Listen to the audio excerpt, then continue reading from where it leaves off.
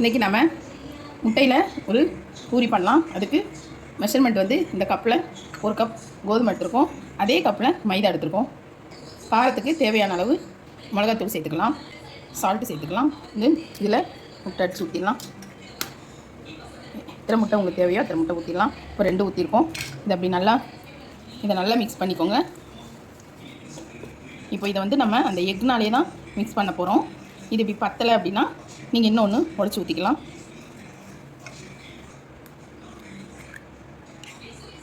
எவ்வளோ தேவையோ அந்த அளவுக்கு எக்கு போட்டுக்கலாம். ஆனால் தண்ணி ஊற்றக்கூடாது. இந்த எக்லேயே தான் இந்த மாவை கலக்கணும். இப்போ இந்த மாதிரி அது தண்ணியாக தான் இருக்கும். நம்ம அப்படியே ஊற்றிடலாம்.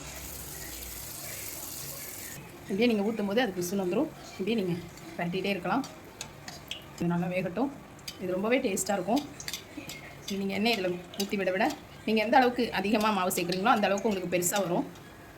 இது அப்படி திருப்பிடலாம். இது ரொம்பவே சூப்பராக இருக்கும். முட்டை பூரி அப்படின்னு சொல்லலாம். இதுக்கு 1 கப் கோதுமை, அதே அளவு மைதா மாவு, கொஞ்சம் காரத்துக்கு சாம்பார் பொடி அல்லது மிளகாத்தூள் சேர்த்துக்கோங்க.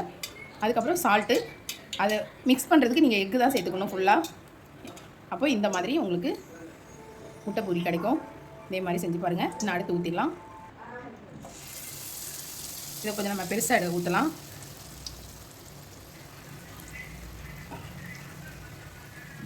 நீங்கள் ஊற்றினோன்னா அப்படியே விட்டுறக்கூடாது, அப்படியே கலரிக்கிட்டே இருக்கணும். நீங்கள் பெருசாக ஊற்றும் போது கொஞ்சம் திருப்புறதுக்கு கொஞ்சம் இதுவாக இருக்கும். நீங்கள் அதனால் சின்னதாக போட்டுக்கலாம். நம்ம வீடியோவுக்காக பெருசாக போட்டு காமிச்சோம். ஆனால் நீங்கள் 2 கரண்டி வச்சு திருப்பி போட்டுக்கலாம். இப்போ நல்லா வேகட்டும். இது நல்லா வெந்துருச்சு. நம்ம எடுத்துடலாம். ரொம்பவே சூப்பராக இருக்கும். இது சாப்பிட்றதுக்கு சுவையாக. அடுத்து ஒரு சின்னது ஊற்றிக்கலாம். நல்லா பொங்கி அது நல்ல பப்புன்னு மேலே வரும். வந்துருச்சு. இப்போ இதை அப்படியே எடுத்துருங்க. A few moments later. சரி, முறுமுறுப்பாக இந்த எப்படி இருக்குது பாருங்கள். இந்த மாதிரி லேயராக முறுமுறுப்பாக வரும். இதே மாதிரி நீங்கள் ஊற்றி எடுக்கணும். அப்போது நல்லா கிறிஸ்பியாக இருக்கும். இதே மாதிரி செஞ்சு பாருங்கள்.